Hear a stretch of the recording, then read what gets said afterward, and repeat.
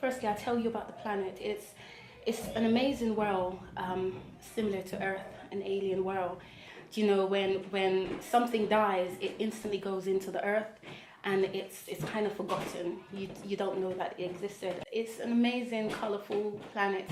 It's a world with wonderful superhuman characters, wonderful animals, exotic animals. It's me playing the ultimate creation of something that I can have control over. You've got a world where half is day and half is light. So the day, it's got 5 moons and it's wonderful and it never ever goes dark. And that for me reflect light and it reflect the goodness in the world. And then you have Vihera, which is dark and it never ever goes light. And it's a dangerous place because it's really an unknown. And for me, that reflects the danger in the world and the things that you can't see. And so you have these 2 separate planets and you have 2 separate kind of species. One's good and one's ultimately supposed to be bad. And then you have the characters are supposed to be going on a journey, and they have to kind of cross over from Innovera Yakov to Vihera, the darkness, and then ultimately go to another planet, which is going to be in book 2. So in Innovera Yakov, you have my main character, which is 2 twins. They're really powerful, but combined they're powerful, and separated they want to live their own life, but ultimately their fate is designed, or their fate is determined by their experience of love. If one fall in love, then the other could die.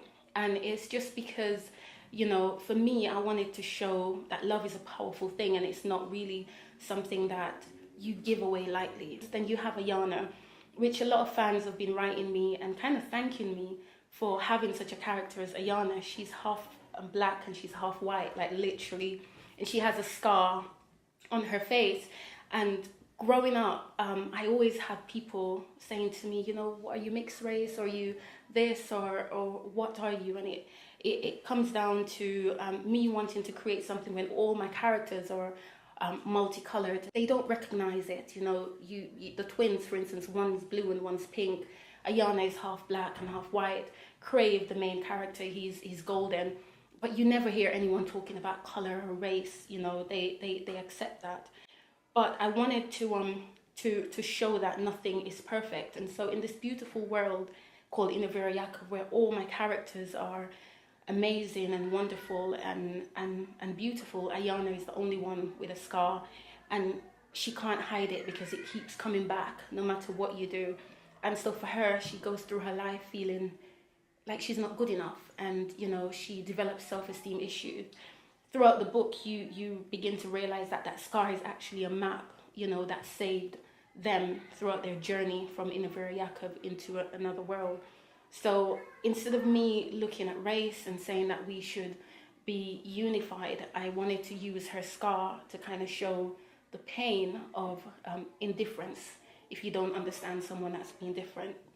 And then you have Crave and Skylar and the boys and the characters, and they're very physical and they're very action orientated, and they're always trying to see who can fly the most, who can do all these amazing things.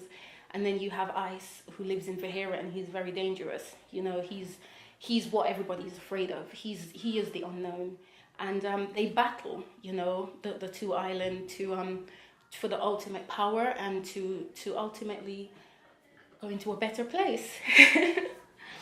They say that fiction is often autobiographical, that your life enters your work. Yeah. Have you ever seen your own life in the characters or landscape of your book? Oh, definitely.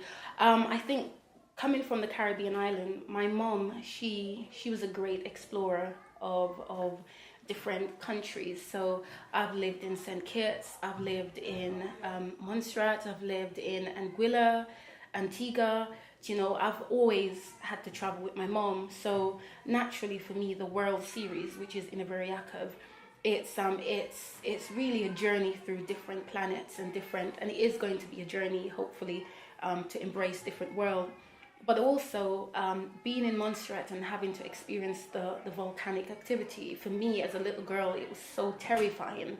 And half of the island itself became darkness, and you can't go there because you could possibly die. So maybe, you know, throughout my whole life I've had these dreams, which was me who kind of suppressed my experience that kept coming up. And you could see that in Innovera Yakov with Vahera being dark, and you know, there's a scene where the sky opened up, and the world in Innovera is so beautiful, but it's very dangerous, and it can every now and again destroy things and then suddenly just bring it back to life as if nothing happens.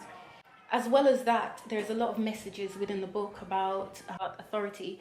For instance, in Innovera Yakov, there is something called Orders Apino, and he's this ultimate voice that the characters follow, but they can't see him, and they don't necessarily know whether he's good or bad, but they trust that he's leading them to this land, you know, this magnificent planet that they need to go to because they can't stay in Innovera any much longer.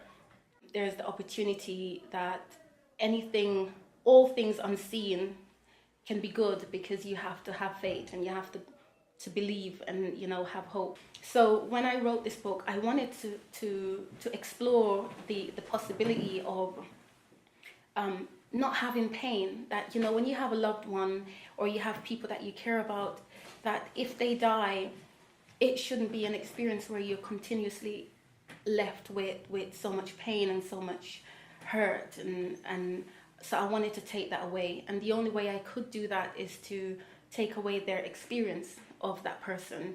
And so ultimately in Innovera Yakov, when someone dies, you don't remember. You know you're going to forget them, and so you say your goodbye and you say your piece and you embrace their memory. But when they're gone, you don't remember that they exist. Every trace of them is gone. Every memory you ever have of them, it's almost like they never existed at all.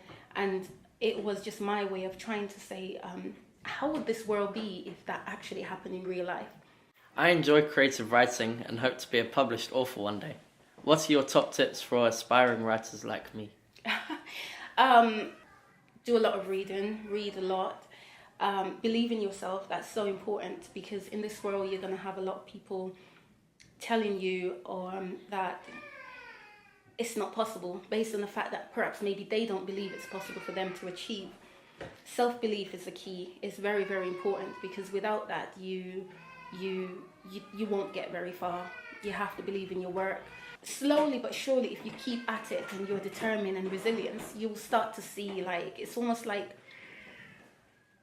sowing a seed and watching it grow very slowly, and then suddenly everyone will start to see it and people will then start to follow you. But you have to remember, before people can follow you, you have to have that ability to see it yourself and go through it to the end, and just don't give up. You just never know when your next break is going to be. Okay. Thank you, Kia. It's been a pleasure talking to you. Thank you very much for having me.